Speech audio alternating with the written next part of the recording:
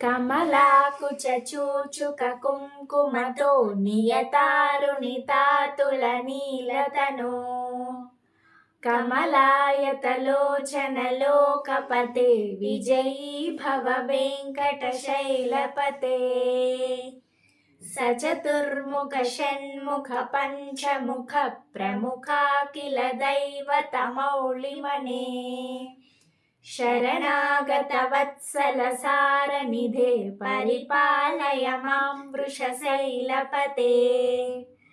अतिवेलतया तव दुर्विषहैरनुवेलकृतैरपराधशतैः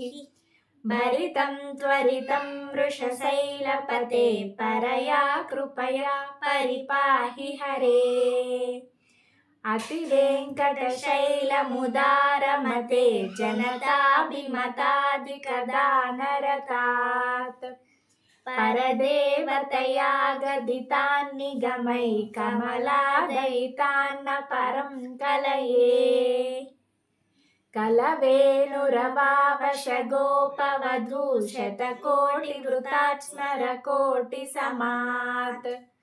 प्रतिपल्लविकाभिमतात् सुखदात् वसुदेवसुतान्न परं कलये अभिरामगुणाकरदासरदे जगदेकधनुर्धर धीरमते रघुनायक राम रमेश विभो वरदो भवदेव दया जलधे अवनीतनया कमनीयकरं रजनीकरचारुमुखाम्बुरुहम् रजनीचरराजतमोमिहिरं महनीयमहं रघुराममये सुमुखं सुहृदं सुलभं सुखदं स्वनुजं च सुखामयमोघशरम् अपहाय रघुद्वयमन्यमहं न कथं च न कंचन जातु भजे विना वेङ्कटेशं ननादो ननादः सदा वेङ्कटेशं स्मरामि स्मरामि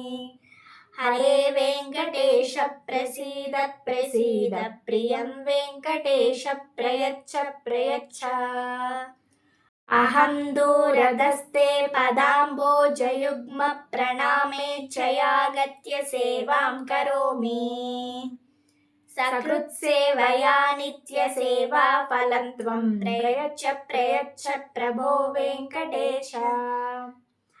अज्ञानिना मया दोषान् शेषान् विहितान् हरे क्षमस्व त्वं